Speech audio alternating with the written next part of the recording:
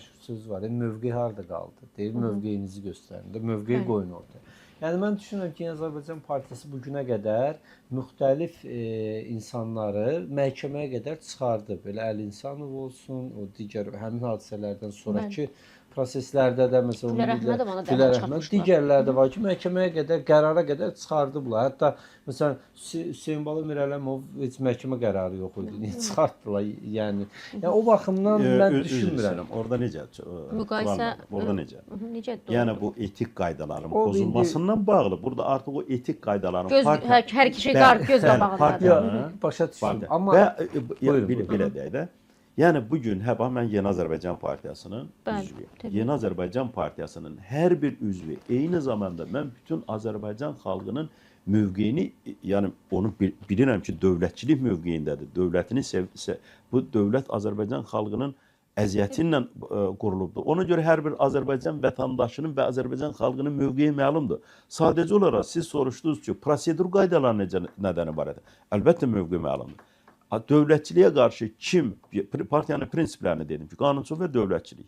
Bu prinsipləri qəbul etməyən, prinsipləri pozan heç bir partiyanın üzvü ola bilməz. Sadəcə olaraq prosedur qaydaları nədən? Bəli, mən onu.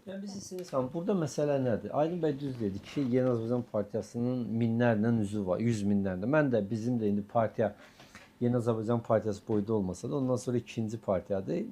Miqyas azdır, amma mən də bilirəm ki, bizim partiyanın üzvlərində cinayətkar da ola bilər, əxlaqlı da ola bilər, filan da ola bilər. Amma burada məsələ nədir? Baxın, biz niyə deyirik ki, Mehdiyev heç olmasa yap çıxartsın? Çünki Mehdiyevi yap da çıxartmayanda insanlarda bir şübhə yaranır. Mehdiyev immunitet qazanır ki, baxın, məni yap belə çıxartmır, yapda belə oturmuşam. Yəni, bir qorxu yaranır, xof yaranır. Ramiz Mehdiyevin hakimiyyətə, hakim partiyaya, hüquq mühafizə orqanlarına, mediaya təsir imkanları insanları narahat edir. Bax, şəxsən mən bu narahat edir ki, qardaş, bu adam təhdid elədiyi 5-10 adam var idi, biri də biz idi, məhkəmə falan 5 mükən. Yaxşı, birdən sabah gəldi oldu, tutaq ki, bu və ya digər formada yenə hakimiyyətdə qaldı. Yəni, məsələ insanlar narahatdır. Nədən narahatdır?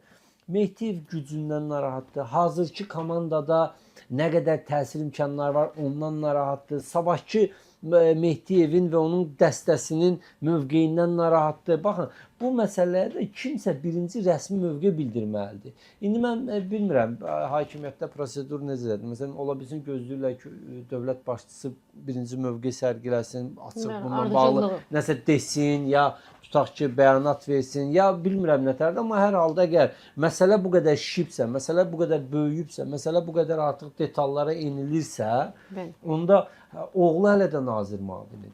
Qızı hələ də Bakı Dövlət Universitetinin kafedra müdürüdür. Yoldaşı yenə də, yəni hamısında en qədər medalları, ordenləri, dünən biri paylaşmışdı, Abel Məhərrəmovun Ramiz Mehdiyevə verdiyi medal və ordenlər da ilə bir dənə verir. Gülər xan paylaşmış. İlə bir dənə medal verir. Adamların medallarının sayı bizdən ağırdır. Onda adam çıxın deyin ki, qardaş, bu şayədir. Dağılışında biz də danışaq icbari tibbi sığortanın qiymətinin aşağı düşüyor.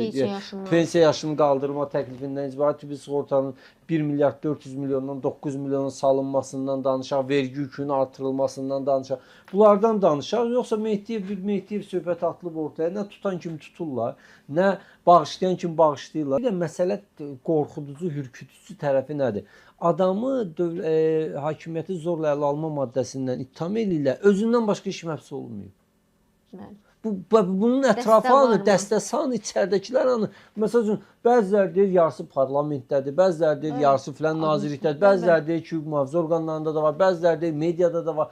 Bunu heç olmasa nümunə üçün şayə də olsa, heç olmasa bir-iki adamın adını allandırın ki, filan nazir, keçmiş nazir, indiki nazir istintaqa çağırılır və ya nə. Ya bax, bu da vahiməlidir ki, adam özü ən böyük maddədə ittiham olunur. Yəni, mütəşəkkil iş təşkil edən bir şeydir. Bu mütəşəkkillik tələb edən bir işdir. Özündən başqa ortada heç kimin adı yoxdur. Hətta heç yoldaşının adı, ailə üzvlərinin adı yoxdur ki, bunlar eyni evdə qalıblar. Mümkün deyil ki, bunun xəbəri olmasın. Yəni, ortada bir dənə Mehdiyev adı var. Vəssalam.